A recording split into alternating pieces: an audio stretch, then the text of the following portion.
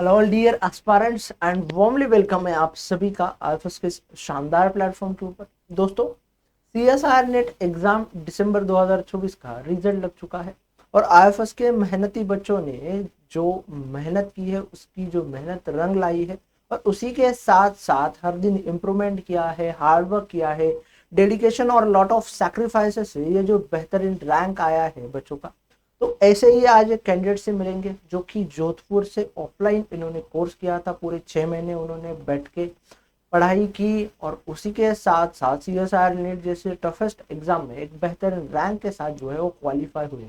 तो उनकी जर्नी क्या रही, उसी के साथ साथ उनका एक्सपीरियंस क्या रहा और वो बाकी सारी बातें जो है हम क्या करते हैं तो उनके से डिस्कशन करते हैं। तो हेलो शक्ति जी। हेलो। थोड़ा लाउडली बोलिए। हेलो।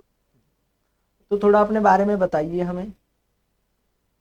जी, मेरा नाम शक्ति चारण है और मैंने एमएससी इन जूलॉजी करी है। 2022 अक्टूबर में मेरी कंप्लीट हो चुकी थी और उसके बाद मैंने एक साल इंटर्नशिप करी है बीएनएचएस से लेसर फ्लोरिकन प्रोजेक्ट पे। और उसके बाद क्योंकि इस जब वाइल्ड लाइफ फील्ड में मेरे को हमेशा से जाना था, तो जब आपको इस फील्ड में जाना होता है तो मेनली पहले तो आप प्रोजेक्ट वर्क करते हैं। पर अगर आपको एक बहुत अच्छी पोजीशन चाहिए तो उसके लिए पीएचडी रिक्वायरमेंट है। तो फिर जब मुझे इस बारे में पता चला तो मैंने उसी टाइम फिर रजिस्टर कर दिया आईफास जोधपुर के सेंटर पे और फिर मैंने कोचिंग स्टार्ट करी ताकि फिर मुझे जेआरएफ मिल सके और मैं पीएचडी करके इसी फील्ड में आगे जा सकूं। तो आपने सीएसआर नेट को या फिर पीएचडी को ही क्यों चुना, इसके पीछे कोई रीजंस, कहानी? एक तो सबसे बड़ी बात है कि पीएचडी, एक तो मेरी फील्ड जो है, मेरे को वाइल्ड लाइफ में आगे बढ़ना था जैसा मैंने आपको कहा। तो उसके लिए अगर आपको एक अच्छी पोजीशन चाहिए, एक अच्छी प्रोजेक्ट पे काम करना है, तो उसके लिए एक एमएससी, सिर्फ एमएससी इतना आपको नहीं दे पाती। आपको आपके पास पीएचडी की डिग्री होना जरूरी है। और पीएचडी ऐसे तो बहुत तरीकों से हो सकती है, पर उस सबसे अच्छी तभी रहेगी जब गवर्नमेंट आपको पे करे, और वो सीएसआई नेट आपको ये अपॉर्चुनिटी देता है कि आप एग्जाम क्वालिफाई करें और जो आपको जेआरएफ मिलेगी और आप पेड पीएचडी करेंगे। तो इससे स्टूडेंट का भी फायदा ही है, क्योंकि उसे पे करने की जरूरत नहीं है, पीएचडी उसको मिल रही है। और पीएचडी एक छोटी मोटी डिग्री नहीं है, मेरे लिए तो नहीं है, एक बहुत बड़ी डिग्री होती है। और अगर आपको पेड पीएचडी मिल रही है तो वो बहुत बड़ी बात होती है, इसीलिए मैंने सीएसआई नेट को चुना। अब आपकी जो जर्नी रही 6 महीने की, थोड़ा उसके बारे में हमें बताइए। किस तरीके से आपने पढ़ाई की, क्या क्या चीजें चलती थी और उसी के साथ साथ क्या एनवायरनमेंट रहा है? एक्चुअली मैंने नेट पहले भी दिया है, पर एमएससी के साथ दिया था। और मुझे मैं सच बताऊं, मुझे कोई आइडिया नहीं था इसके कोर्स के बारे में। मैं बस, क्योंकि मेरे फादर कहते थे तो मैं बस दे देती थी। तो उसके बाद मतलब मैंने दो बार ऐसे ही दिए, मतलब मुझे इतना आइडिया नहीं था। मैंने घर पे भी एक बार यूट्यूब से करने, विशाल सर की मैंने क्लासेस ली, पर मुझे कोर्स का इतना पता नहीं था कि कितना इनफ है और कितना कम है। तो दो बार तो मैंने ऐसे ही दिया। और फिर जब मैंने इंटर्नशिप करके बाद, जब मेरे फादर ने बोला कि अब तो कोचिंग करोगी तो उससे ज्यादा आपको बेहतर पता चलेगा कि आपका कोर्स कितना है, कितना पढ़ना है। क्योंकि लाइफ साइंसेज एक ऐसा सब्जेक्ट है जो बहुत वास्ट है, बहुत वास्ट है। आप कोई कोई लिमिट नहीं है इसकी कि आपको कितना पढ़ना है।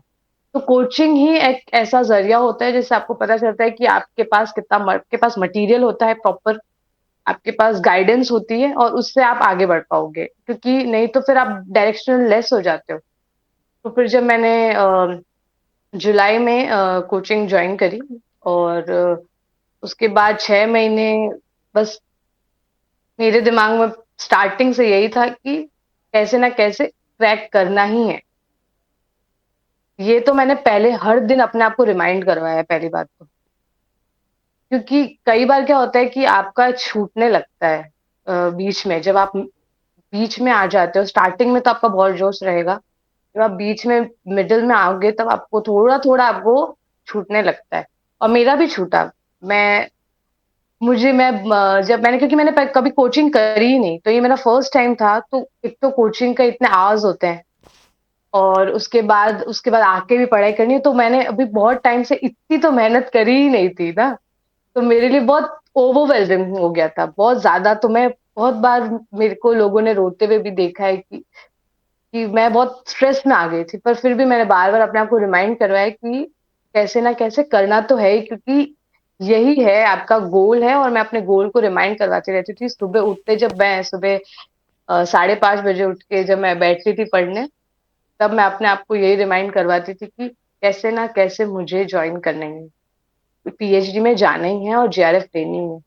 और फिर 6 महीने एक्चुअली कोचिंग का एक बहुत अच्छी आईफास की एक चीज़ मुझे बहुत अच्छी लगी, जो मैं बताना चाहूँगी कि बाकी कोचिंग्स जो आप देखेंगे, जैसे में हमारे राजस्थान में रीट होता है, फर्स्ट ग्रेड, सेकंड ग्रेड, इनके बहुत कोचिंग्स होती है, और वो 12 मतलब बहुत ज़्यादा 10-10 घंटे चलती है ना? और उनमें बस वो पढ़ाए जा रहे हैं, वो मगअप करे जा रहे हैं।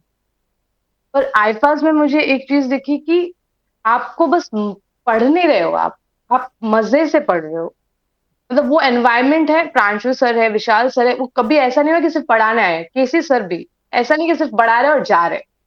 उसके बीच में इतना हमारा वो बीच में इंटरेक्शन होता था सर के साथ, वो क्वेश्चन पूछते थे, क्वेश्चन भी मज़े में पूछते थे, मतलब ऐसा लगा ही नहीं कि हम बहुत एक बड़े एग्ज़ाम की तैयारी कर रहे हैं। क्योंकि नहीं तो आपके पास, क्योंकि वैसे एक तो बच्चे बहुत ही स्ट्रेस में होते हैं, और ऊपर से अगर कोचिंग वाले भी बस पूरे दिन पढ़ाओ, पढ़ो, पढ़ो, पढ़ो करने लगे, तो वो फिर बच्चा सहन नहीं कर पाएगा, ऐसा मुझे लगता है। तो ये चीज़ बहुत सही लगी कि मज़े-मज़े में पढ़ाई हो जाती थी। स्ट्रेस आता था तो सिर्फ़ संडे को, जो टेस्ट के बाद आप एनालाइज़ करते थे खुद को, तब आपको आता था स्ट्रेस। बाकी तो पूरे हफ्ते ऐसा लगता था कि मज़े पे पढ़ रहे हैं, जाके उसको रिवाइज़ कर रहे हैं। मेन चीज़ यही होता था कि आपको जो हाथों-हाथ पढ़ा रहे हैं, उसको आप जाते ही रिवाइज़ करो, तो कांसेप्ट क्लियर हो जाता है। हाथों-हाथ पीवाईक्यूज़ और ये लगाना शुरू करो। मैंने, जबकि मेरी एक गलती रही थी, जो मैं मतलब मुझे लगा नहीं था, पर अगर मुझे, मेरी गलती ये थी कि अगर मेरा नहीं होता तो मुझे पता था कि मेरा क्यों नहीं होगा, क्योंकि मैंने थोड़ा कम पीवाईक्यूज़ पे ध्यान दिया। तो मतलब मुझे लगा था कि अगर नहीं हुआ तो मेरी ये गलती तो पक्का ही है, मुझे पता थी ये चीज़।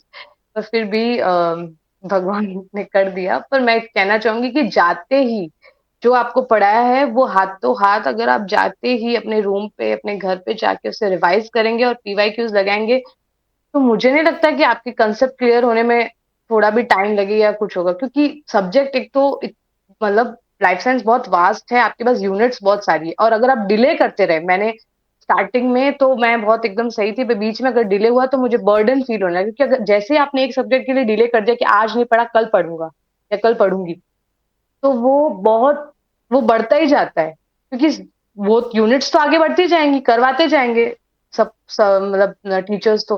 पर आप अगर उसको साथ में नहीं लेके चलेंगे ना, तो वो इतना बर्डन हो जाता है कि आपको संडे टेस्ट और उसमें आपकी हालत खराब हो जाती है। तो मैं, अगर कोई भी अगर परस्यू कर रहा है अब ये चीज़, तो मैं बस कहना चाहूँगी कि हाँ, जो भी पढ़ा रहे हैं उससे बस जाते ही आप रिवाइज़ करें, पीवाईक्यूज़ लगाएँ, और रटने में ध्यान ना दें, कॉन्सेप्ट पे जाएँ, क्योंकि life science is all about learning, मतलब आप नई-नई चीज़ें सीख रहे हैं, आप उसमें रट नहीं सकते, क्योंकि एक तो हमको तो करवाई भी तैयारी इस हिसाब से थी, क्योंकि जो इस बार, पिछली बार जो एग्ज़ाम हुआ था, वो पूरा एक्सपेरिमेंट बेस्ड हुआ था। तो हमें तो इस तरह से ही करवाई थी कि एक्सपेरिमेंट्स ही आपको कैसे कैरी करोगे, आप जो पढ़ रहे हो, क्योंकि आप आगे जाके किसी लैब में वर्क करेंगे या फील्ड में वर्क करेंगे, तो वहाँ पे आपकी रटी-रटाई चीज़ें कुछ काम आने ही नहीं वाली है। ये सारा जो आप पढ़ रहे हो, वो आपको उधर लगाना पड़ेगा,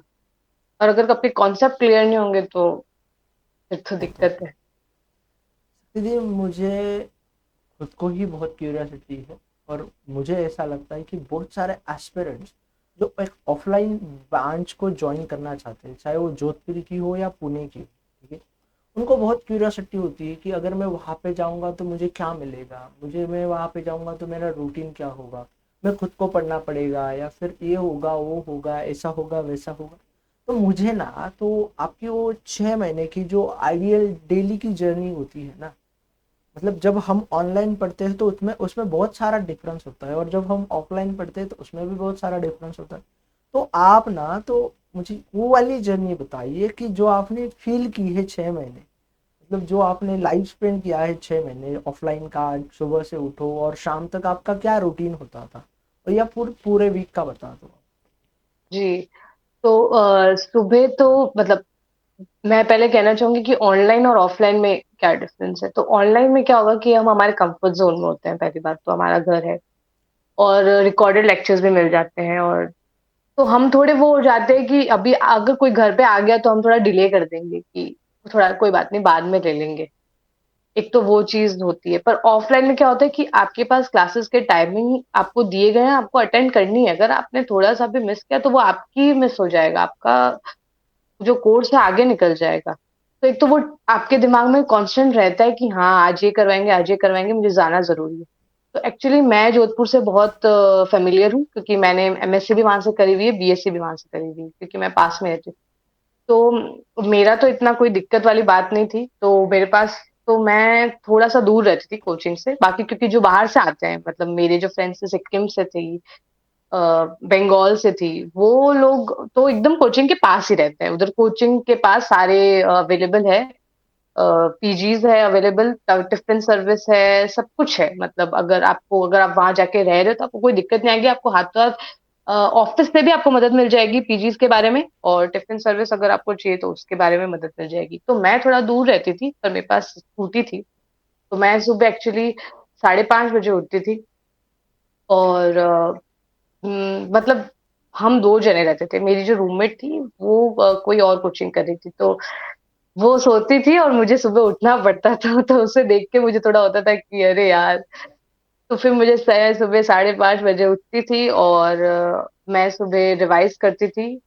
अ, जो एक तो कोचिंग से आने के बाद तो जो कोचिंग में करवाए वो रिवाइज़ करना, तो सुबह जो रिवाइज़ करना होता था, वो होता था एक एक्स्ट्रा जो आपका पहले का है।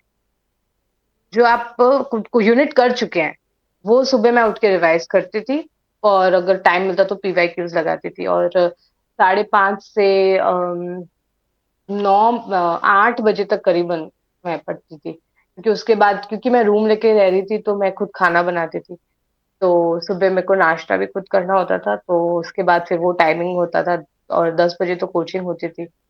तो फिर 8 से 10 बजे वो खाना बनाना, खाना और नाश्ता करना इनमें चला जाता था, और फिर मैं निकल जाती थी कोचिंग के लिए। कोचिंग में फिर 10 बजे से हमारा रूटीन रहता था, 10 बजे से क्लासेस होती थी, बीच में आधे घंटे का ब्रेक होता था। 2 यूनिट साथ में चलती थी।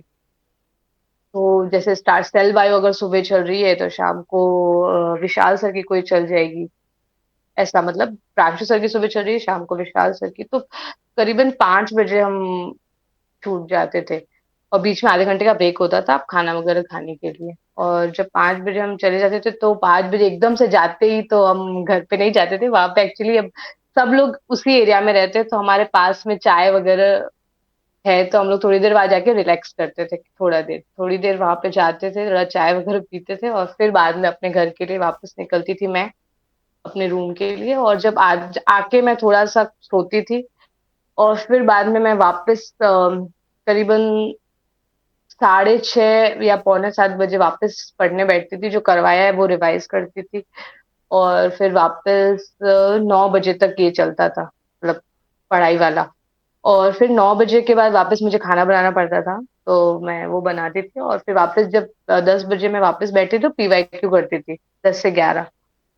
तो 10 से 11, और फिर 11:30 मुझे नींद आ ही जाती थी, तो और फिर वापस सुबह उठ के वही रूटीन। तो ये हफ्ते भर तो यही रूटीन होता था, और सैटरडे को पता होता है कि आगे क्या, संडे को क्या टेस्ट होने वाला है, तो सैटरडे को तो पूरा उसी पे ही ध्यान होता था कि कौन सी यूनिट्स आने वाली है, किसके ऊपर प्रिपेयर करना है। तो वो पढ़ी जाती थी, और पीवाईक्यूज़ वापस एक बार जो अगर रह गए हैं, या मुझे लग रहा है कि मुझे नहीं आ रहा है कोई चीज़, तो वो मैं वापस लगाती थी, और संडे को फिर वो टेस्ट होता था। बहुत सही। और अब संडे के बाद, हाँ, टेस्ट के बाद डिस्कशन होता था ऑफलाइन में। तो डिस्कशन में आपको मतलब आपकी क्वेरीज आप सर के सामने रखते हैं कि अ, अगर आपको क्वेश्चन है, आपको पूरा यकीन है कि मेरा तो आंसर यही होना चाहिए, पर कुछ और आंसर अगर सर ने दिया है, तो आप अपनी रखो बात, अगर सर को बोलो, आप बोलते हो, और सर उनका रिएक्ट बताते हैं कि भाई क्यों आप गलत हो और क्यों आप सही हो, और कई बार आप सही भी हो जाते हो। सर खुद भी वो बोलते हैं कि हाँ, ये सही है। तो उससे एक तो कॉन्फिडेंस बूस्टअप होता है आपका, और ऐसे फिर डिस्कशन के बाद फिर संडे हमारा थोड़ा रिलैक्सिंग वाला होता था फिर, क्योंकि मंडे से तो वापस रूटीन करना ही है। Thank you so much for sharing your journey with us. Thank you once again to you Sati ji. आपने बहुत सही से बहुत क्लैरिटी के साथ बताया, ऑफलाइन का एक्सपीरियंस बताया। मुझे पूरा यकीन है कि जो भी बच्चे आपका ये सेशन देखेंगे उसके बाद, जिनको भी, चाहे वो किसी भी स्टेट से हो, राजस्थान से हो, मध्य प्रदेश, महाराष्ट्र, गुजरात, जहाँ से भी एक ऑफलाइन कोचिंग करना चाह रहे हैं, तो पुणे में भी या फिर जोधपुर में, दोनों भी ब्रांच से वो जुड़ सकते हैं, जा सकते हैं और अच्छे से बेहतरीन होकर पढ़ सकते हैं, और अगले अटेम्प्ट में आपकी तरह ही एक बेहतर रैंक के साथ जो है वो क्वालिफाई हो सकते हैं। Thank you once again. जी sir, thank you so much.